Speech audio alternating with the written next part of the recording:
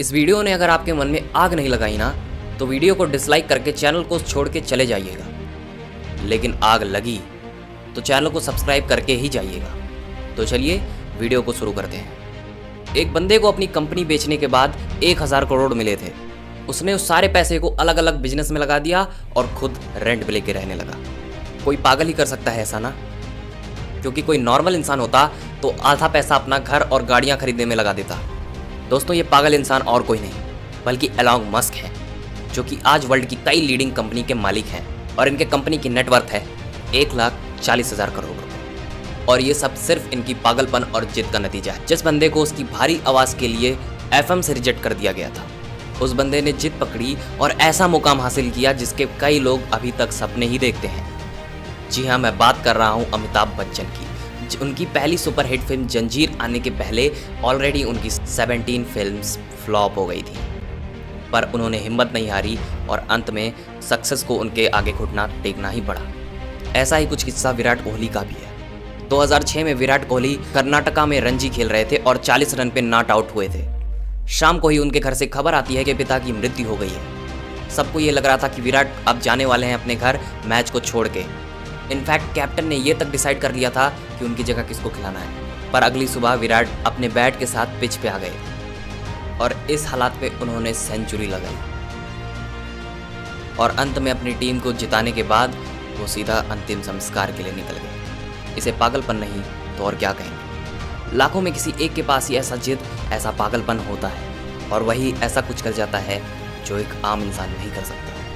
दिन के 15-15 घंटे काम करने के लिए एनर्जी नहीं बल्कि वो जिद, वो पागलपन होना चाहिए, क्योंकि ऐसे पागल लोग परसेंटेज में नहीं नंबर्स में होते हैं। ऐसी एक जिद से और पागलपन से भरी हुई कहानी है दशरथ मांझी की, जो कि अपने पत्नी को टाइम पे हॉस्पिटल ना ले जाने के कारण उनके पत्नी की मृत्यु हो गई, क्योंकि उनके गांव से और हॉस्पिटल के बीच में एक बहुत ही बड़ा पहाड़ पड़ता था, जिसके कारण वो अपनी पत्नी को नहीं बचा पाए। बंदे को गुस्सा आ जाता है और इसी गुस्से को उन्होंने अपनी जिद में बदल दिया और 55 किलोमीटर का पहाड़ को तोड़ दिया, वो भी सिर्फ छेनी और हथौड़े की मदद से। अब हम इसे जिद और पागलपन नहीं कहेंगे तो और क्या कहेंगे। ऐसा जिद, ऐसा पागलपन तभी होता है जब दिल टूटता है। कुछ लोग इसमें अपने आप को बर्बाद कर लेते हैं, पर जो अपने इस दर्द को, इस गुस्से को अपने जिद में बदल देता है, उस बंदे को रोकना नामुमकिन होता है। वो पागलपन ही होता है जब सब लोग अपनी ट्रिप्स प्लान कर रहे होते हैं और तब कोई ये सोचता है कि अपने बिजनेस का एम्पायर कैसे खड़ा किया जाए। जब सब नौकरी ढूंढते रहते हैं तो कोई ये भी सोचता है कि हम नौकरी दे कैसे सकते हैं। और ऐसे ही पागल आगे जाके बिल गेट्स और स्टीव जॉब्स जैसे लोग बनते हैं। ये पागल सक्सेस के लिए हमेशा भूखे रहते हैं, कभी सेटिस्फाई नहीं होते हैं।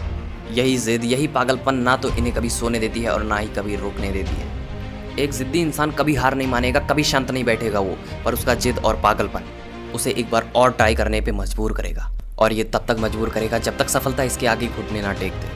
और यही पागल इंसान, यही जिद्दी इंसान इतिहास बना देता है। यकीन नहीं आता तो हिस्ट्री उठा के देख लो, भला कौन सा इंसान 1000 बार फेल होने के बाद भी कोशिश नहीं छोड़ता है। एक पागल ही ना, और उसी पागलपन की वजह से ये जिद्दी इंसान पूरी दुनिया को रोशन कर देता है। जी हाँ, मैं बात कर रहा हूँ थॉमस अल्वा एडिशन की। 65 साल का एक बंदा जिसे ऑलरेडी हज़ारों बार रिजेक्ट किया गया था, जिसने फिर भी अपनी जिद नहीं छोड़ी और KFC जैसी अपनी चेन खड़ी कर दी। जिस बंदे को अंग्रेज़ों ने अपने होटल में नहीं आने दिया, उस बंदे ने जिद पकड़ी और भारत का सबसे बड़ा होटल ताज बना दिया।